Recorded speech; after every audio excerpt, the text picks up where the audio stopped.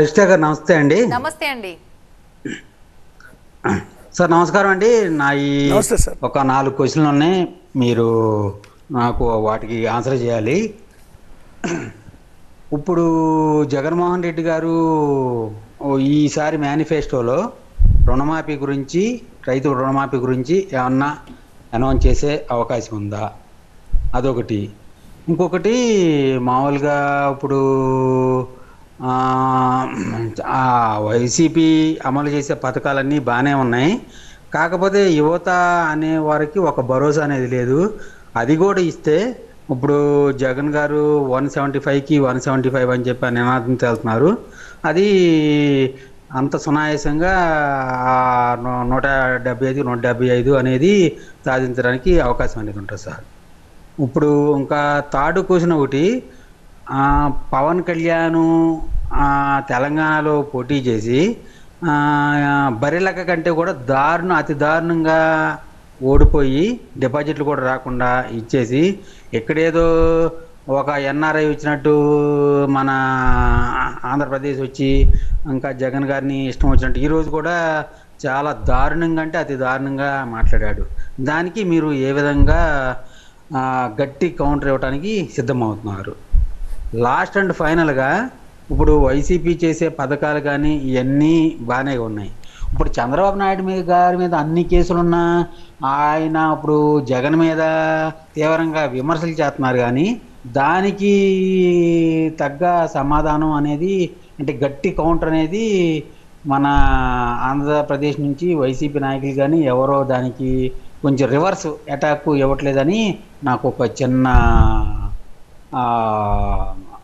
బాధ ఉంది సార్. ఇవన్నిటికీ మీరు దీన్ని బట్టి ఆలోచించి కొంచెం అన్నిటికీ ఆన్సర్ చేయండి సార్, ప్లీజ్.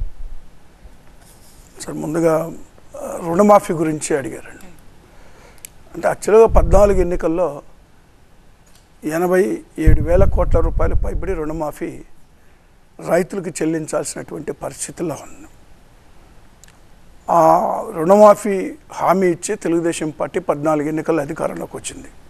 కానీ ఎన్నికల తర్వాత ఆ విషయాన్ని మర్చిపోవడం జరిగింది. రుణమాఫీ చేయకుండానే దిగిపోవడం జరిగింది. కానీ అదే రోజు 14 ఎన్నికల సమయంలో జగన్మోహన్ రెడ్డి గారిని మేము అందరం కూడా కోరటం జరిగింది. రుణమాఫీ విషయం చంద్రబాబు నాయుడు గారు మరి దాన్ని రుణమాఫీ చేస్తానని మాట ఇచ్చారు, కాబట్టి మనం కూడా ఇస్తే బాగుంటుంది అని.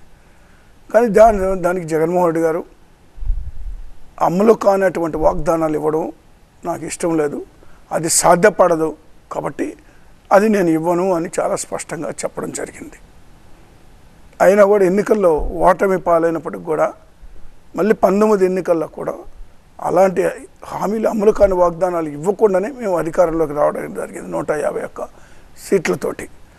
కాబట్టి రైతులకి ఏ విధంగా ఆదుకోవాలి, రైతుల్ని అన్ని విధాల మరి ప్రభుత్వం ముందుండి నడిపించడానికి సిద్ధంగా ఉంది అని ఏ ఒక్క విషయంలో కూడా రైతులకి ఇబ్బంది లేకుండా, పవర్ విషయంలో అయితేమి, లేకపోతే రైతు భరోసా కేంద్రాల ద్వారా విత్తనాల సప్లై కానీ, మందుల సప్లై కానీ, రకరకాలని ఇక రైతులకు అవసరం ప్రతి ఒక్కటి కూడా రైతు భరోసా కేంద్రాల ద్వారా మరి నిర్వహిస్తున్నటువంటి పరిస్థితులు ఉన్నాయి ప్రభుత్వం.